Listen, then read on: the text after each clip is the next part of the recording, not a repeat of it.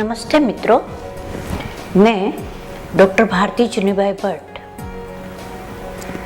आगे की आज की कड़ी में मैं आपको दस्त के बारे में कुछ बताना चाहती हूँ।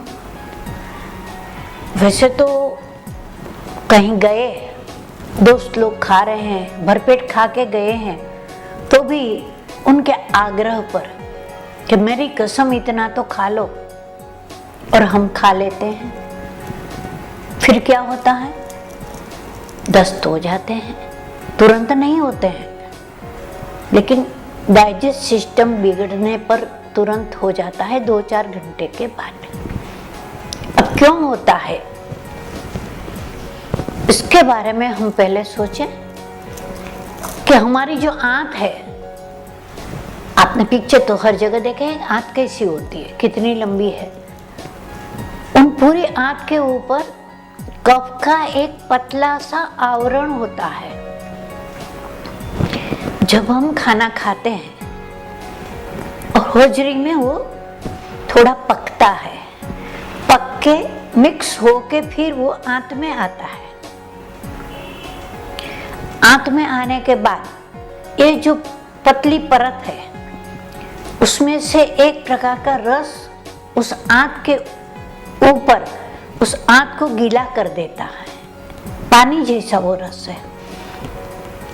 जैसे अन्न का रस उसमें से पसार होता है तो वह उसको चूसने लगती है,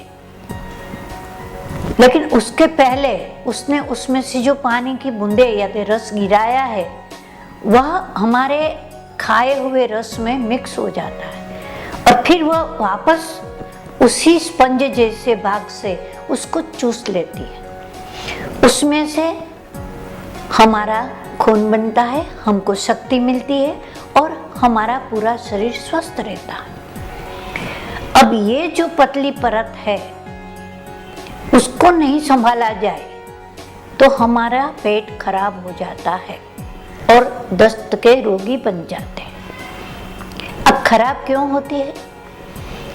तो हम सामान्य आज के युग में स्पंज सबको मालूम है, नरम है, पानी पर लगाओ वो पानी को चूस लेता है और दबाओ तो पानी गिरा देता है।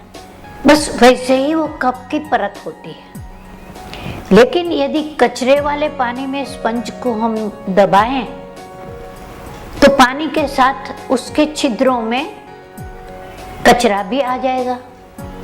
अब दोबारा उसका इस्तेमाल करेंगे तो उतना उसको चूस नहीं सकता जितना पहले चूसा था। अब यही घड़ी बार बार आया करे तो वो स्पंज बिगड़ जाता है, यानी पूरा अंदर की बाजू से कचरे से भर जाएगा। फिर वो जरा जरा ही रस चूसेगा और जितना वो रस चूसेगा उतनी हमको शक्ति मिलेगी। अब आप ही सोचो, यदि वह परत खराब हो गई तो रस कम आएगा तो हमारा शरीर धीरे धीरे निस्तेज हो जाएगा, वीक हो जाएगा और उसके बाद बीमार भी पड़ सकते हैं।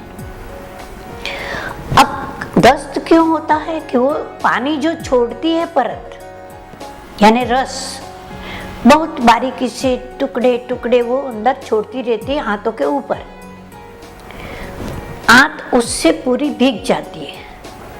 यदि उस समय वो वापस उसको नहीं चूस सकती तो वो जो गिराया हुआ रस है वह हमारे खाए हुए भोजन के रस के साथ मिलकर वापस ऊपर नहीं जाने की वजह से वह धीरे धीरे उसको बड़ी आंत में भेज देता है। बड़ी आंत में जाके वो दस्त के रूप में तुरंत बाहर निकल आता है। इसीलिए दस्त एकदम पानी वाला होता है। आप सुबह एक बार लेट्रिन गए तो आप स्वस्थ हैं, 2 बार गए तो आप भोगी यानी वैरायटी खाने वाले हैं, लेकिन 3 बार गए तो आप समझ लो कि आप रोगी है। आप अपने आप को जज करो कि आप रोगी है, भोगी है या स्वस्थ है। अब 3 से ज्यादा बार यानी कि दस्त हो गया, यानी बार बार जाना पड़ा, तो आपका पेट कितना खराब है उसका जजमेंट आप खुद लगा लो। अब कभी कभी हुआ तो भी आपको जो अंदर जमा कचरा है जिसकी वजह से आपको दस्त हो गया, उसको आपको एक सामान्य कैस्टर ऑयल का जुराब लेके अंदर से सफाई करनी चाहिए ताकि दोबारा आपका पेट खराब ना हो। अब जो हुआ है खराब, तो उसके लिए हम क्या करें? तो यदि सामान्य दस्त है तो उसमें आपको पेट में मरोड़ नहीं आती, यानी कि दर्द नहीं उठता। कभी कुछ गलत खा लिया, गंदा पानी पी लिया, बच्चे स्कूल में एक दूसरे का पानी पीते हैं तो भी हो जाता है। किसी का खाना खा लिया जो बासी खाना है और आपका पेट बहुत सुंदर है तो वो बासी खाने को तुरंत धकेल देगा और आपको 2-3 घंटे में लेटरिन जाना पड़ेगा। दस्त नहीं होगा लेकिन जाना जरूर पड़ेगा, क्योंकि आपका पेट हेल्दी है तो वह उसको डाइजेस्ट करने में मना कर देगा और तुरंत आपको जाना पड़ेगा। ये अच्छी बात है कि उसका जो पॉइजन है यानी जहरीले तत्व है वो आपकी आंत ने एक्सेप्ट नहीं किया तो आप बीमार नहीं पड़ेंगे। लेकिन कर लिया और आप बीमार पड़ गए यानी कि दस्त हो गया, तो बिना दर्द का जो दस्त है वो सामान्य है। आप खुद अपना डायग्नोस कर लीजिए कि पेट में दर्द नहीं है और बार बार जाना पड़ता है, यानी कि वो जो रस गिरता है वो पूरे शरीर के पानी को, जहाँ आंत को तकलीफ हुई तो ज़्यादा गिराने लगता है और तब आपको दस्त बार बार जाना पड़ता है। दूसरा कारण है कि आपने कहीं खाना खाने जाना है और वहाँ भरपेट आपकी चॉइस का खाना मिला, आपने वो खा लिया, तीखे मसालेदार, तो भी ये जो कफ की परत है वो उत्तेजित हो जाती है और आपने जो खाया उस पर अधिक रस डालती है और तब भी 2-4 घंटे के बाद आपको दस्त होना है, ये आप मान लीजिए। इसीलिए खाने पर कंट्रोल रखना चाहिए। बहुत अच्छी चीज़ पसंदीदा मिले तो भी नाप से खाना चाहिए, क्योंकि खाना दूसरे का है, पेट तो हमारा है ना, उसको बिगाड़ना नहीं चाहिए। अब एक बात और कि दस्त क्यों होता है, कि दस्त होने का कारण एक और भी है कि दिन में हमें 3 या 4 बार अनाज खाना चाहिए। आप फ्रूट जूस कुछ भी ले सकते हैं लेकिन अन्न नहीं। क्यों? यदि आपने सुबह नाश्ते में अन्न लिया, कोई भी लाइट चीज़ जो अनाज से बनी है, और फिर 2 घंटे के बाद किसी ने ऑफर किया कि एक बिस्किट खा लो, आपने खा ली। ऑफिस पहुंचे या तो बिजनेस की जगह पहुंचे, वहाँ किसी ने बोला कि आज बहुत अच्छी चीज़ मेरे डब्बे में है, एक खा ले, आपने खा ली। लेकिन आपने ये नहीं सोचा कि अंदर जो पच रहा है, पक रहा है, वो आधा पक चुका है। उसमें आप बार बार कच्चा अनाज डालते रहोगे। कच्चा का मतलब ठोस अनाज नहीं, पका हुआ अनाज भी पेट में नहीं डालना चाहिए, क्योंकि वहाँ जो पक रहा है यानी हमारे शरीर के रसों से जो गर्म हो रहा है, पित्त रस अंदर है, बहुत सी ग्रंथियां रस छोड़ती है। अब आधा पक गया है, उसमें आप बार बार कुछ न कुछ कच्चा डालेंगे, यानी कि जो मिक्स नहीं हो सकता है, ग्राइंड नहीं हो सकता है, ऐसी चीजें डालेंगे तो आपके शरीर का जो रस बन रहा है पकने के बाद, वो जब आंत में जाएगा तो जो आगे मैंने बताया वैसे आंत्र रस उसको एक्सेप्ट नहीं करेंगे और वो जो अध कच्चा यानी आधा पका हुआ रस है उसको जट से बाहर निकाल देगा और आपको दस्त हो सकता है। ये सामान्य दस्त की बात है, उसका इलाज बहुत ही सामान्य है। आप अपने घर में आयुर्वेद की दवाइयाँ रखिए। सामान्य दस्त हुआ है तो तुरंत डॉक्टर के पास जाके या तो घर में रखी हुई कोई भी तेज दवा लेके उसको एकदम आपको रोकना नहीं चाहिए। क्यों?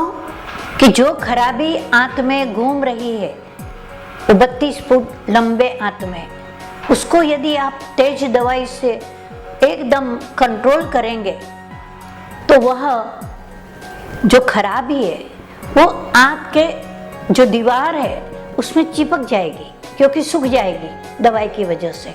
यानी पानी का जो आगे हमने बताया ना कि कप की परत है, उसको सुखा देंगे तो उसके साथ वो कचरा भी सूख जाएगा, तो आपकी आंत बिगड़ सकती है।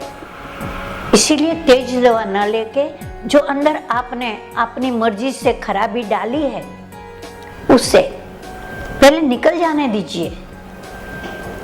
और हर हफ्ते यदि आपकी बार बार आपको दस्त होता है तो एक बार कैस्टर ऑयल का जुलाब जरूर लीजिए, ताकि अंदर ठंडक भी हो जाए और आपके बार बार दस्त होने का रोग मिट जाए। लेकिन रोग मिटाने के लिए आपको अपने जबान पर काबू रखना चाहिए, बोलने के लिए नहीं, खाने के लिए।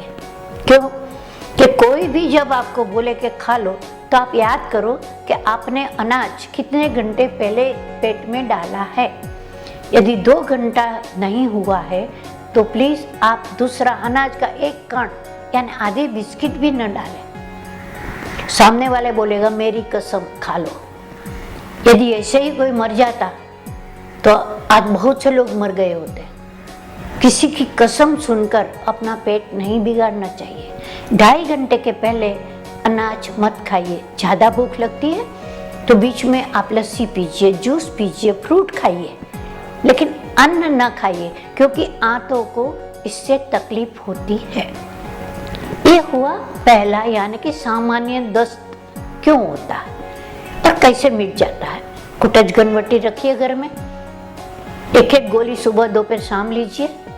बच्चा है तो उसको कूट के आधी गोली दीजिए, 2-2 घंटे को दीजिए, एकदम जुलाब बंद हो जाएगा। दूसरा उपचार है इससे सामान्य दस्त का उपवास करना। यदि आपको दस्त है तो आप एक दिन कोई भी अन्न का दाना न खाकर छाछ पीजिए या अनार का जूस पीजिए। अनार के छिलके को कूटकर उसमें थोड़ा सा काला नमक डाल के उसको मुंह में डाल के चूसते रहिए, उससे भी दस्त बंद हो जाते हैं।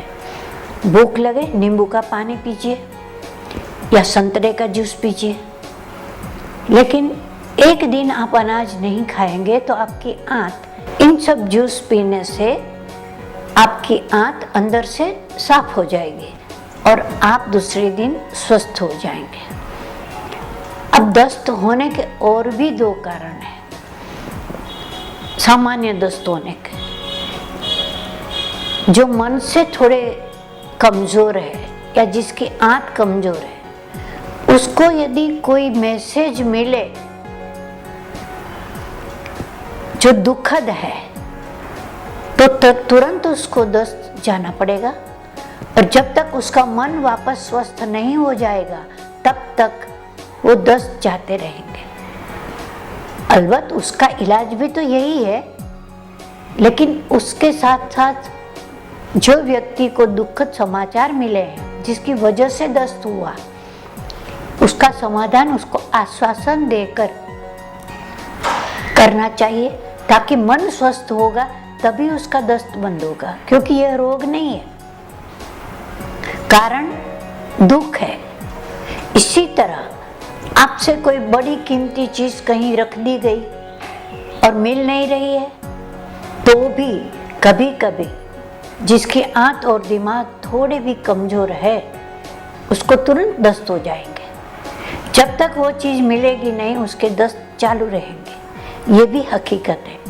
इलाज उसका भी यही है, लेकिन उसके साथ साथ वह चीज मिल जाएगी ऐसा उसको आश्वासन देने वाला कोई चाहिए, ताकि उनका मन एक्सेप्ट करे कि चीज मिल जाएगी। यानी संतोष जब तक नहीं होगा उसके दस्त भी चालू रहते हैं। ये हो गई सामान्य क्यों दस्त होते हैं और उसका सामान्य इलाज क्या है। अब आपको महीने में 2-3 बार दस्त हो जाते हैं तो वह रोग बन जाता है, यानी कि आपकी आंत खराब है ऐसा आपको महसूस हो जाना चाहिए। यदि आप ध्यान नहीं देंगे तो यह जो दस्त है वो सामान्य नहीं है, उसका निदान भी आप ही करिए, यानी डायग्नोसिस। यदि पेट में बहुत दर्द उठे और आपको दस्त हो तो समझ लो कि यह सेकंड स्टेज है दस्त का। आपको अब संभलना चाहिए, खान पान में नियमित रहना चाहिए, रात को जागना नहीं चाहिए ज़्यादा, और बार बार खाते रहना नहीं चाहिए ताकि आपका पेट खराब ना हो। दवाई उसकी भी यही है, लेकिन ये दवाई के साथ साथ आपको पाचन करे ऐसे खुराक की ज़रूरत है।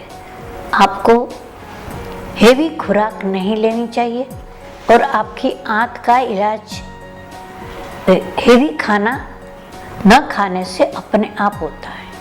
यदि यह रोग आपको ज़्यादा है तो जितनी बार दस्त लगे उतनी बार एक गिलास भर के बिल्कुल पानी जैसी छाछ पिया कीजिए, जिसके अंदर आप थोड़ा नमक डालिए या तो सूंठ का पाउडर डालिए।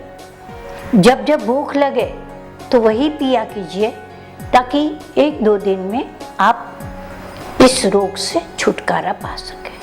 तो अभी हमने दस्त क्यों होता है, किसको होता है और उसका सामान्य इलाज क्या है वो देखा। अगली कड़ी में दोस्तों हम दस्त का ही एक अलग स्वरूप जो जीवन भर इंसान को परेशान करता है वह है संग्रहणी। उसके बारे में आपसे बात करेंगे। इस कड़ी में आपको संग्रहणी के बारे में बता। अगली कड़ी में हमने दस्त के विविध प्रकार क्यों होता है, कैसे होता है वह बताया। दस्त का ही एक प्रकार है संग्रहणी। आज हम उस संग्रहणी के बारे में कुछ ऐसी बातें बताएं कि आपको नहीं मालूम हो और आप उसका पालन करके अपने आंत को स्वस्थ रखिए।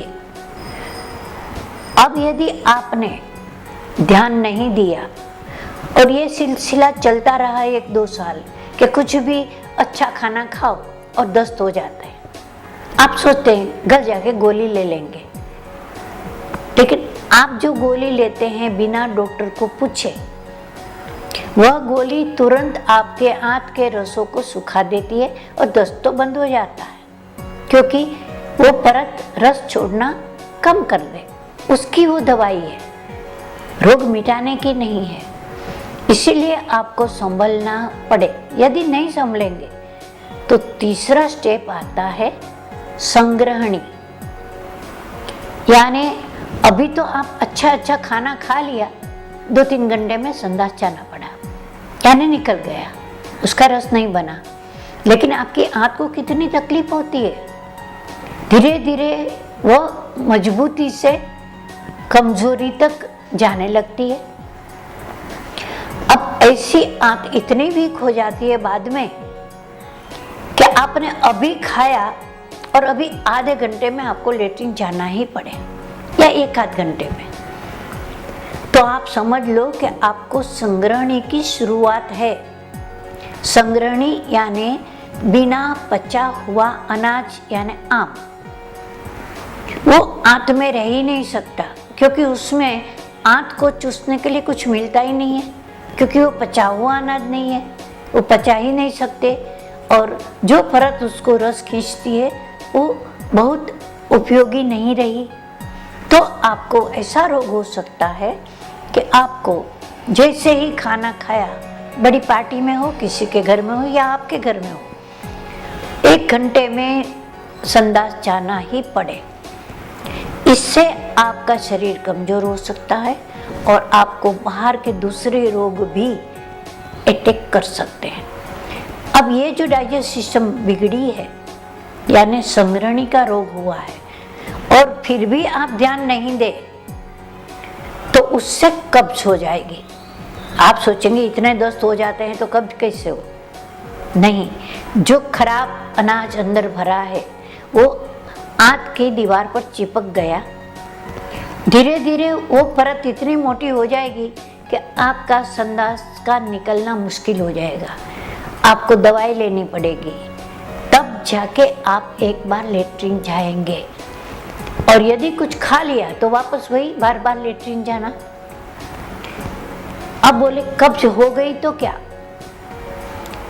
कब्ज होने से आपकी बड़ी आंत को बहुत तकलीफ होती है, लेटरिन आराम से नहीं निकलता है, वो अपने धीरे धीरे हलन चलन से अपने कचरे को धीरे धीरे बाहर की तरफ निकालती है। यदि वह हलन चलन कम हो गया तो वहीं का वहीं गंदगी पड़ा रहने से वो घट हो जाता है शरीर की गर्मी से, और वो इतना कड़क हो जाता है कि निकलते समय आपके गुदा के भाग को छील देता है, वहाँ खरोंचे हो जाती है, तब भी आप रोगी बनेंगे, उसका उपचार कराना पड़ेगा। अब इन खरोंचों की वजह से यदि आपने ध्यान नहीं दिया तो आपको फाइल्स यानी कि हर्ष यानी कि मसा, वह रोग भी हो सकता है। उस खरोच की वजह से वहाँ मांस जमा हो जाता है और उस मांस के जो टुकड़े हैं वो धीरे धीरे धीरे बड़े होते हैं और वह आपको जो संडास जाने की जगह है उसका रास्ता रोक लेते हैं और बड़ी मुश्किल से आपको लेटरिन उतरती है। और धीरे धीरे ही वह बड़े होते जाते हैं, तब वो संडास जाओ तो बाहर भी आ जाते हैं और उससे भी आप ध्यान नहीं देंगे तो वो खींचते हैं। संडास के जो कठिन भाग पसार होते हैं तो उस जो मांस के पिंड है उसको छील देते हैं, तब आपके संडास में खून भी गिर सकते हैं। यह रोग क्यों होता है? कब्ज से। कब्ज क्यों होती है? बार बार दस्त का आप इलाज नहीं कराते हैं, दस्त बढ़ जाते हैं, तब संग्रहणी होती है। तो इसके हम वापस उल्टा देखें तो सामान्य दस्त होता है, तब से संभल जाना चाहिए, बार बार दस्त न हो उसका ध्यान रखना चाहिए। और यदि संग्रहणी हो गई तो उसका इलाज एलोपैथ में नहीं है, वो तो आपको तुरंत इंजेक्शन देंगे या तो कोई ऐसी गोली देंगे कि संग्रहणी यानी संग्रह किया हुआ जो निकल रहा है उसको रोक देंगे। अब जो अंदर खराबी भरी है उसको पहले बाहर तो निकालनी चाहिए, तो उसके लिए आयुर्वेद में बहुत अच्छी अच्छी दवाइयाँ लिखी गई है, वह आप समझ लीजिए। उस दवाइयों में नागरमोथ है, गिलोय है, कुटज है और चित्रक है। इनमें से जो भी दवाई आपको उपलब्ध हो वह आपको लेनी चाहिए। खाना खाने से पहले हिंगवाष्टक की थोड़ी सी फाकी पानी में मिलाकर पी लीजिए ताकि खाना डाइजेस्ट हो। इस तरह इन गोलियों से जो भी मिले, आपको गोली अच्छी नहीं लगे तो कुटजारिष्ट आता है, यानी कि उसका अरिष्ट यानी प्रवाही पीने की दवाई। यदि संग्रहणी हो गई है तो आपको बिल्कुल घी, तेल, मिर्च बंद कर देना चाहिए और सिर्फ पेय पर रहें। यदि आप में शक्ति है तो सिर्फ मट्ठा या छाछ पर रहे। यदि 30 दिन आप सिर्फ छाछ पर रहेंगे, उसमें अदरक और नमक डाल के पिएंगे, तो आपकी आंत वापस मजबूत हो सकती है। साथ में ये बताई हुई दवाई भी आपको लेनी चाहिए। कुटजारिष्ट दिन में 3 या 4 बार 2-2 घंटे के बाद पीना चाहिए। उससे धीरे धीरे आंत में शक्ति है। आप ये बोले कि संग्रहणी का रोग 1 महीना हमने पी ली दवाई तो मिट जाना चाहिए, तो नामुमकिन है, क्योंकि आपने इतने सालों तक दस्त को अपने आंतों के साथ संभाल के रखा है, तो उसको साफ होने में भी तो टाइम लगता है। आगे के एक एपिसोड में हमने बताया कि आयुर्वेद की या किसी भी पथ्य की दवा आप लेते हैं तो उसका कोर्स 3 महीना तो जरूर करो, ताकि दोबारा आपको वह रोग न हो। दस्त में भी वही बात है। यदि आपको संग्रहणी है, यानी कि बार बार दस्त जाना पड़ता है, तो 1 महीना संयम रखिए, सादा अनाज खाइए, भात का मान यानी उसका जो पानी निकलता है उबलने के बाद, उसमें आप काला नमक डाल के पीजिए। उसके साथ आप फ्रूट खाइए और छाछ हर आधे घंटे को पीते रहिए, ताकि पेट खाली ना हो। भूखा रहने से कोई रोग नहीं मिटता, लेकिन क्या खाए क्या न खाए वह यदि हम सोच ले तो कोई भी रोग, चाहे दस्त हो, संग्रहणी हो या आगे कब्ज हो, सब में मददरू बनती है दवाइयाँ आयुर्वेद की। अब आपको उसके साथ चुंबक चिकित्सा करनी है। तो छोटे बच्चे को यदि दस्त हो गया तो ऐसे छोटे मैग्नेट है, वो 2 लेके प्लस और माइनस मिलाकर आप उसके पेट पर आधा घंटा रखें, ताकि उसके पेट की सब खराबी एक साथ निकल जाए। और बच्चे को हर 10 मिनट को नींबू का पानी, पतली छाछ या अनार का रस देना चाहिए। अनार बच्चों के लिए अच्छा है, बार बार दस्त होता हो तो भी अच्छा है। और बड़ी व्यक्तियों के लिए बड़े मैग्नेट का पानी दिन में 4-5 बार पिए, और पेट पर बड़े मैग्नेट दिन में 2 बार रखें 1-1 घंटा, ताकि आपकी आंत स्वस्थ हो और आपको दस्त का रोग मिट जाए। बस आज हम इतना यहाँ समाप्त करते हैं दस्त के बारे में। खुश रहिए, स्वस्थ रहिए और हमसे मिलते रहिए। नमस्ते।